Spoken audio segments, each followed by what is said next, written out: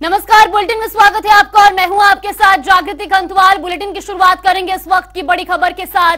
देहरादून से इस वक्त की बड़ी और अहम जानकारी। 23 जून के बाद हो सकता है कैबिनेट विस्तार। तो दिल्ली में हुई बैठक में उत्तराखंड कैबिनेट की चर्चा की गई, जहां गृह मंत्री अमित शाह, जेपी नड्डा, बीएल संतोष की बैठक हुई। यहीं आपको बता दें कि उत्तराखंड राज्य में कैबिनेट मंत्री के 4 पद खाली हैं और ऐसे में बीजेपी संगठन को लेकर भी बड़ा बदलाव हो सकता है। नए चेहरों को जगह मिल सकती है। तो वहीं आपको बता दें कि नए चेहरों को कैबिनेट मंत्री बनाया जा सकता है। एक कैबिनेट मंत्री की कैबिनेट से छुट्टी हो सकती है। इस वक्त ये बड़ी खबर आपको बता रहे, जहां 30 जून तक कैबिनेट विस्तार होने के आसार लगाए जा रहे हैं। 30 जून के बाद कैबिनेट का विस्तार किया जा सकता है। उत्तराखंड में कैबिनेट मंत्री के पद खाली हैं।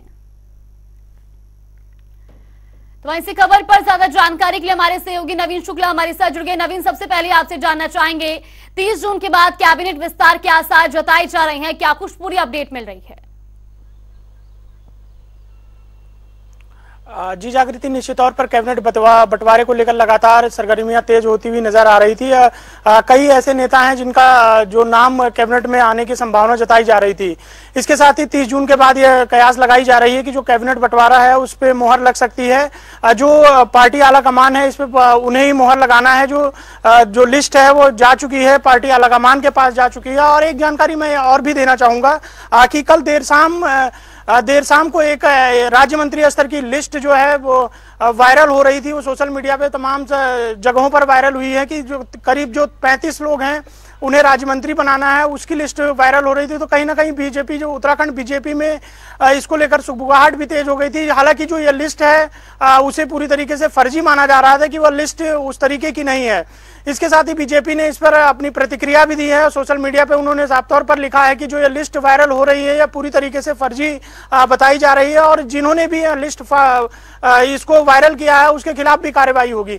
इसके साथ ही अगर कैबिनेट बंटवारे की बात की जाए तो केंद्रीय नेतृत्व ही तय करेगा कि कैबिनेट में किसे स्थान मिलेगा और कौन से जो कैबिनेट मंत्री हैं उन्हें कैबिनेट से बाहर का रास्ता दिखाया जाएगा। लेकिन अभी यह सिर्फ कयास ही मानी जा रही है, क्योंकि अंतिम निर्णय जो है वह केंद्रीय नेतृत्व ही करेगा। 30 जून के बाद बात अगर की जाए तो इसके बाद ही कैबिनेट का बंटवारा हो सकता है। अभी जो सरकार, सबसे बड़ी बात यह है कि सरकार लगातार जो केंद्र सरकार की योजनाएं हैं उसको व्यापक प्रचार प्रसार में लगी हुई है। सभी जो मंत्री हैं, जो विधायक हैं, उन्हें अहम जिम्मेदारी सौंपी गई है कि वह जो केंद्र सरकार की योजनाएं हैं उसे आम जन तक पहुंचाने का काम करें। इसके साथ ही अगर बात की जाए तो 30 जून के बाद ही निर्णय हो पाएगा कि कैबिनेट का बंटवारा कब होगा और अंतिम निर्णय, क्योंकि केंद्र सरकार को लगाना है, केंद्रीय नेतृत्व को लगाना है। तो अभी इसको लेकर सिर्फ चर्चाओं का जो बाजार है वह गर्म है। हालांकि राज्य मंत्री स्तर की जो लिस्ट कल सामने आई है, 35 लोगों की लिस्ट, इसको लेकर अब जो उत्तराखंड की सियासत है उसमें सुगबुगाहट तेज हो गई है। कई ऐसे नामों को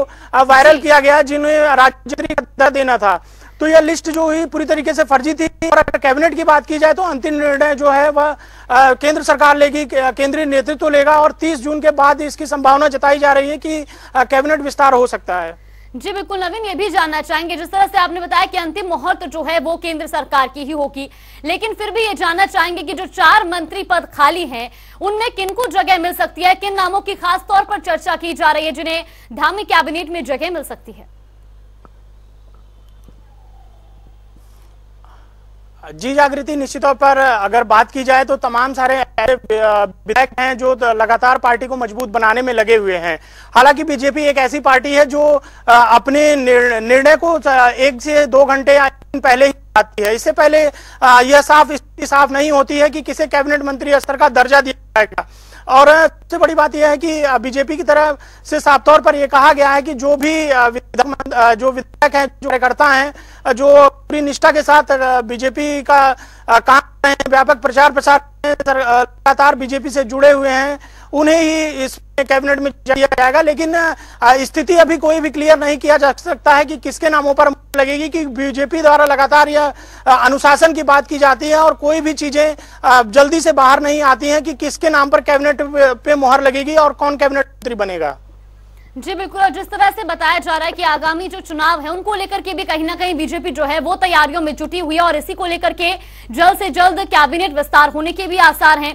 जिस तरह से बताया कि अनुशासन को लेकर के भी बीजेपी जो है सख्त नजर आ रही है, तो ऐसे में कई ऐसे चेहरे हैं जिनको कैबिनेट पद से जो है बाहर किया जा सकता है, उनको लेकर के अगर कुछ जानकारी मिल पा रही हो। जी निश्चित तौर पर सबसे बड़ी बात यह है कि उत्तराखंड में 31 मई से 31 जो जून तक महासंपर्क अभियान किया जा रहा है। तमाम सारे जो नेता हैं, कार्यकर्ता हैं, उन्हें अहम जिम्मेदारी सौंपी गई है। जो व्यापक प्रचार कर रहे हैं, केंद्र सरकार की योजनाओं का व्यापक प्रचार प्रसार कर रहे हैं। इसके साथ ही बृहद कार्यक्रमों का आयोजन किया गया है। हालांकि अभी सभी कैबिनेट मंत्रियों को इस काम में लगाया गया है। तमाम सारे जो कैबिनेट मंत्री हैं वो अपने अपने जिलों में जा रहे हैं, अपने स्थानों पर जा रहे हैं। वहां पर जो केंद्र सरकार की योजनाएं हैं उन पर पहुंचाने का काम कर रहे हैं। हालांकि यह सुबुहाट नहीं कह सकते हैं कि इसे कैसे बाहर किया जाएगा। जो पद खाली हैं, रिक्त पड़े हुए हैं, उन्हें भरा जाएगा। लेकिन अभी बाहर का रास्ता किसे दिखाया जाएगा या किसे नहीं दिखाया जाएगा, इस पर कोई चर्चा नहीं हो रही है। सबसे बड़ी बात यह है कि बीजेपी इस समय अपने जो अगर लोकसभा चुनाव की बात की जाए तो लोकसभा चुनाव की तैयारियों में लगी हुई है। केंद्र सरकार की योजनाओं का व्यापक प्रचार प्रसार कर रही है। तमाम सारे नेताओं को अहम जिम्मेदारी सौंपी गई है कि किस तरीके से केंद्र सरकार की जो योजनाएं हैं आम जन तक पहुंच रही हैं और उसका लाभ कितना पहुंच रहा है। इन सब तमाम मुद्दों पर चर्चा हो रही है। इसके साथ ही मुख्यमंत्री पुष्कर सिंह धामी खुद भी लगातार आम जनता के संपर्क में है। वह कई जिलों का दौरा भी कर चुके हैं और उनका लगातार दौरा जारी है। तो इस समय की जो अगर बात की जाए तो जो केंद्र सरकार के 9 साल का कार्यकाल पूरा हुआ है, उसकी व्यापक प्रचार प्रसार की जिम्मेदारियां सौंपी गई हैं। तमाम सारे नेता अपने अपने विधानसभाओं में जा रहे हैं और जो सरकार की योजनाएं हैं उन्हें आम जन तक पहुंचाने का काम कर रहे हैं। जी बिल्कुल, नवीन लौटेंगे आपके पास, आप बने रहिए हमारे साथ।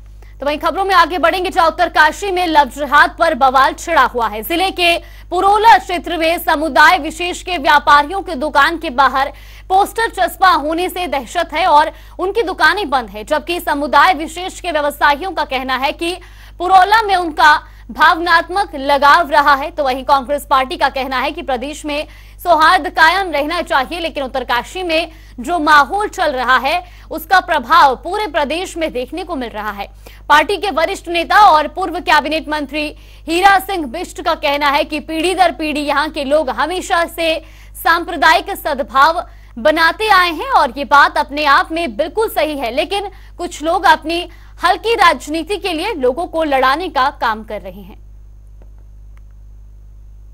नहीं, ये यहाँ का सौहार्द खराब नहीं किया जाना। उत्तरकाशी में जो माहौल चल रहा है वो पूरे प्रदेश में उसका प्रभाव देखने को मिल रहा है और सभी लोग सांप्रदायिक सद्भाव को बना करके यहाँ रखे गए रहते आए आज तक पीढ़ी दर पीढ़ी। ये बात भी अपने आप में सही है। कुछ लोग लेकिन हल्की राजनीति के लिए लड़ाने का काम, मतभेद पैदा करने का काम, कुछ जानबूझ करके मुसलमान लड़के हिंदू लड़के ऐसा कुछ लोग कर रहे हैं, कुछ करते हैं इस तरह का। हालांकि बड़े दूसरे लोगों का ज़्यादा संपर्क न होता है, लेकिन ऐसा एक माहौल बन रहा है, उससे बहुत वातावरण दूषित होता जा रहा है। ये नहीं होना चाहिए किसी भी, क्यों गलत है तो गलत है। और सरकार को एक बड़ी जिम्मेदारी के साथ जो अभी भी सारी नदियों में बाहर के लोग आकर बसते जा रहे हैं।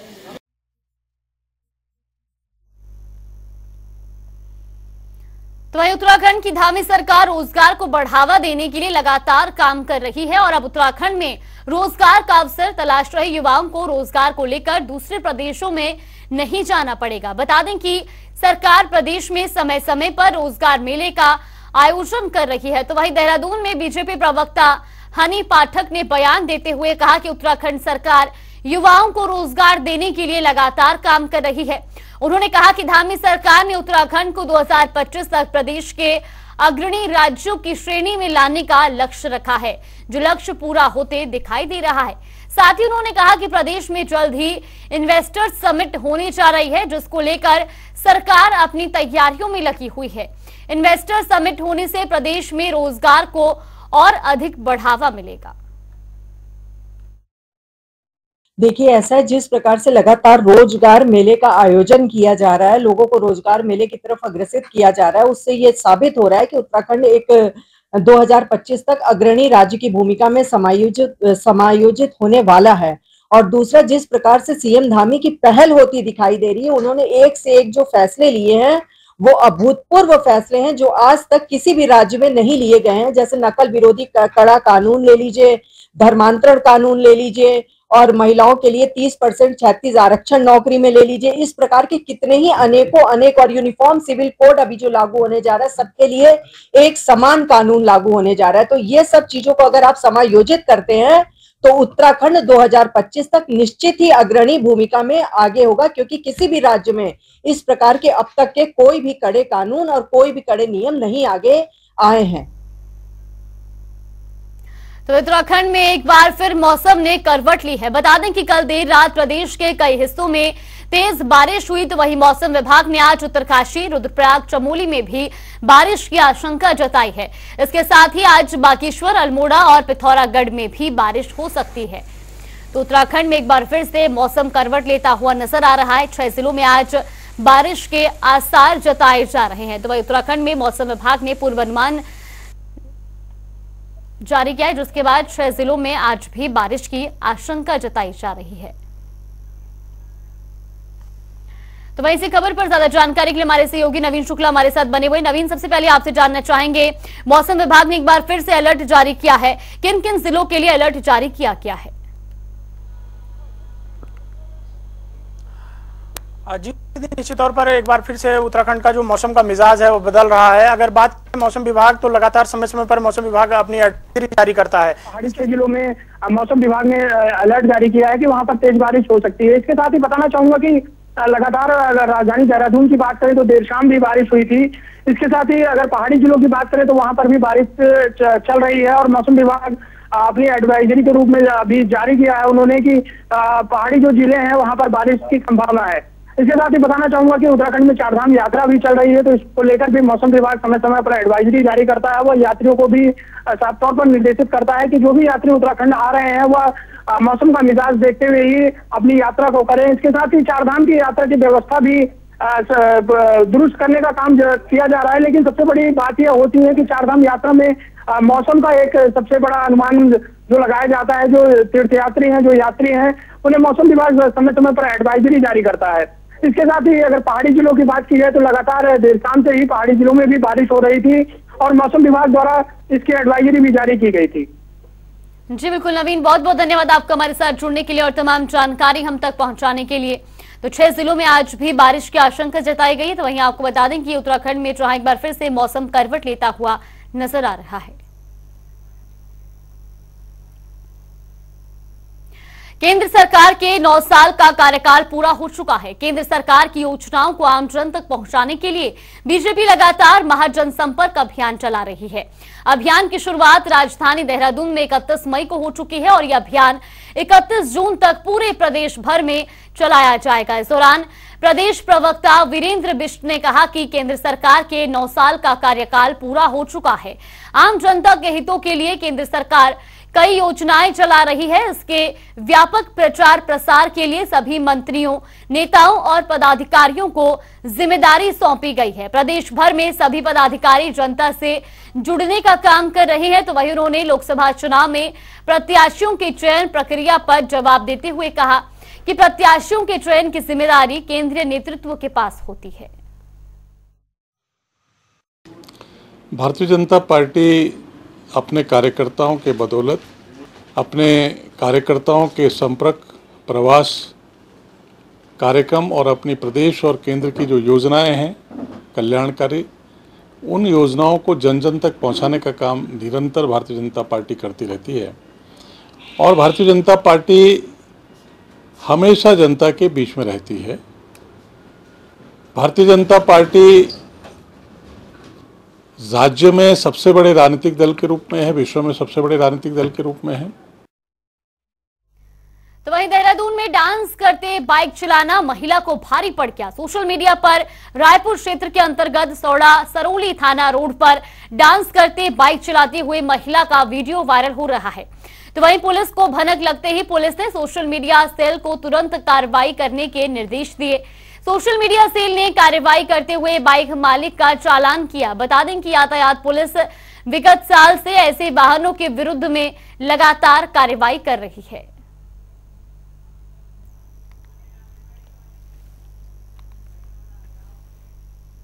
और रुक करेंगे बड़ी खबर की ओर। बड़ी खबर आपको बता दें इस वक्त की ये बड़ी और अहम जानकारी। पिटकुल कर्मचारियों को सौगात। इस वक्त की बड़ी खबर आपको बता रहे, जहां बढ़े हुए महंगाई भत्ते की सौगात कर्मचारियों को दी गई है।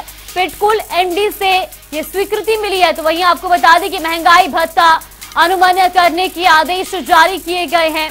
महंगाई भत्ता बढ़ाकर 42% किया गया। इस वक्त की बड़ी और अहम जानकारी आपको बता रहे, जहां पिटकुल कर्मचारियों को सौगात मिली है, बढ़े हुए महंगाई भत्ते की सौगात मिली है। तो वहीं आपको बता दें कि पिटकुल एमडी से ये स्वीकृति मिली है, जिसके बाद अब महंगाई भत्ता अनुमान्य करने के आदेश भी जारी किए गए हैं। महंगाई भत्ता अब बढ़कर 42% हो चुका है। तो ये बड़ी खबर, पिटकुल कर्मचारियों को बड़ी सौगात, बढ़े हुए महंगाई भत्ते की सौगात मिली है। पिटकुल एमटी से ये स्वीकृति मिली है, जिसके बाद महंगाई भत्ता अब बढ़कर 42% हो चुका है। तो महंगाई भत्ता अनुदय करने के आदेश भी जारी किए गए हैं। इस वक्त की ये बड़ी और अहम जानकारी, पिटकुल कर्मचारियों को बड़ी सौगात मिली है। तो बढ़े हुए महंगाई भत्ते की सौगात दी गई है। पिटकुल एमडी से ये स्वीकृति मिली है। वही महंगाई भत्ता अनुमान्य करने के आदेश भी जारी किए गए हैं। महंगाई भत्ता अब बढ़कर 42% कर दिया गया है।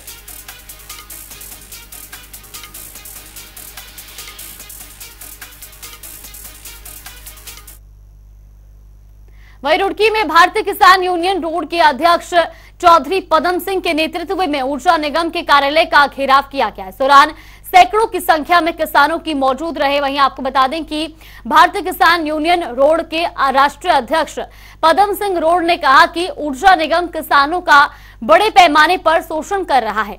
किसानों के बिजली के बिल के भुगतान के बाद भी उन्हें विद्युत विभाग की तरफ से सुविधाएं नहीं मिल पा रही हैं।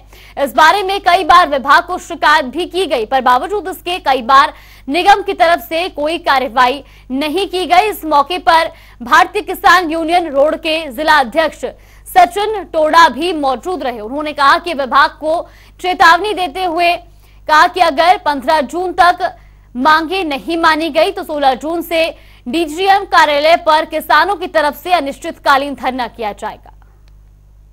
इसके यहाँ से जो पहुंचे आज किसान, यहाँ तो मैं देखा क्षेत्र में बिजली की बहुत बड़ी समस्या हो रही।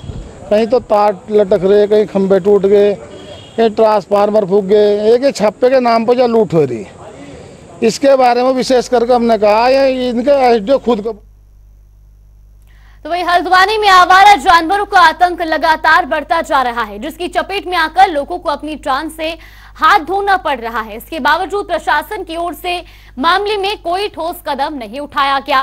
तो इस मामले में जिलाधिकारी वंदना सिंह का बयान सामने आया है। उन्होंने कहा कि जल्द ही आवारा जानवरों को सड़कों और सार्वजनिक स्थानों से हटाकर सामाजिक संस्थाओं की ओर चलाई जा रही व्यवस्थाओं तक पहुंचाने का काम किया जाएगा। आवारा जानवरों के संबंध में अभी गवर्नमेंट की तरफ से भी कुछ निर्देश आए हैं, जो विभिन्न निराश्रित पशुओं के लिए गौशालाएं बनाए जाने के संबंध में है। उसमें गवर्नमेंट ने कुछ पॉलिसी में संशोधन करके जो प्रतिदिन का भत्ता मिलता है संचालित और पंजीकृत गौशालाओं को, उसको बढ़ाया भी है। नए ऐसे जो निराश्रित पशुओं के लिए आश्रय के लिए स्थल हैं, गौशालाएं हैं, उनको भी हम लोग चिन्हीकरण कर रहे हैं कि वो बनवाई जा सकती हैं। साथ ही जो विभिन्न एनजीओ ऑलरेडी चला रहे हैं, उसमें कोई एक्सपेंशन करके उनकी यदि क्षमता में वृद्धि करी जा सकती है तो वो सोल्यूशन भी करवाने का प्रयास करें। तो वही काशीपुर में तेंदुए की दस्तक से लोग डरे हुए हैं। दरअसल काशीपुर के मानपुर में बकरी के घर के पास तेंदुए का देखा गया। तो वहीं आपको बता दें कि तेंदुए ने बकरी के बच्चे को दबोच लिया, हालांकि बच्चे को बचा लिया गया। तो वहीं वन विभाग की टीम की ओर से तेंदुए को पकड़ने की कोशिश लगातार जारी है। तो वहीं इस मामले में तहसीलदार यूसुफ अली ने कहा कि वन विभाग को निर्देशित कर दिया गया है, जहां भी तेंदुए की दस्तक नजर आएगी वहां पिंजरे लगाए जाएंगे।